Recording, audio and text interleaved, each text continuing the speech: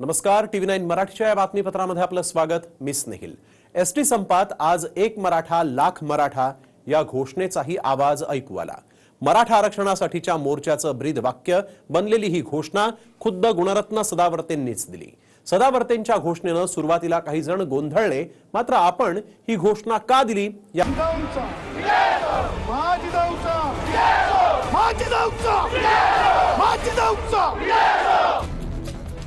मराठा आरक्षणाच्या लढाईचं एक मराठा लाख मराठा हे ब्रीदवाक्य आहे आणि याच आरक्षणाविरोधात दंड थोपटणारे सदावर्ते यांनी तीच घोषणा दिल्यामुळे मोर्चात सहभागी झालेले लोक सुद्धा काही काळ गोंधळले। बोल एक मराठा लाख मराठा, बोल एक मराठा लाख मराठा। मात्र एक मराठा लाख मराठा ही घोषणा कोणत्याही जातीची नाही। कष्टकरी बांधवांना एकत्रित आणण्यासाठी ती एक ऊर्जा देणारी घोषणा आहे असा दावा सदावर्तेंनी केला।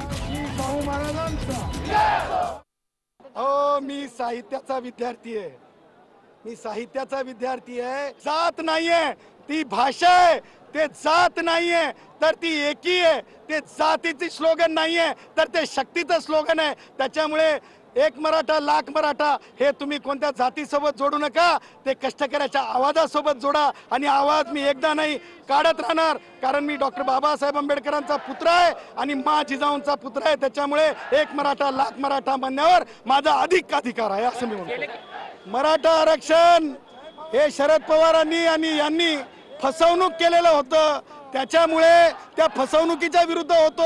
सारा मराठा बांधव माझाच बांधव आहे, मी त्यांचा बांधव आहे। आज तुम्ही बघून घ्या, त्यांना विचारा, ते स्वतःच म्हणायला लागलेत। काही संघटनेचे दुकानदार पुढारी सोडले तर ते म्हणतात सदावर्ते सरच खरं बोलत होते, सरकारांनी फसवणूक केली।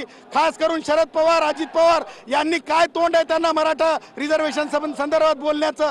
ते कधी आले खुलून मराठा संदर्भात बोलायला? त्यामुळे त्यांनी फसवणूक केली होती, त्याच्या विरुद्ध उभा होतो मी, कोणत्याही जाती धर्माच्या विरुद्ध उभा नव्हतो। सर्वात आधी आझाद मैदानावरच्या एसटीच्या आंदोलनासाठी गोपीचंद पडळकरांनी पुढाकार घेतला होता। त्यानंतर तिथे किरीट सोमय्या दाखल झाले, नंतर प्रवीण दरेकरांनी हजेरी लावली, मग सदाभाऊ खोतांनी मुक्काम ठोकला।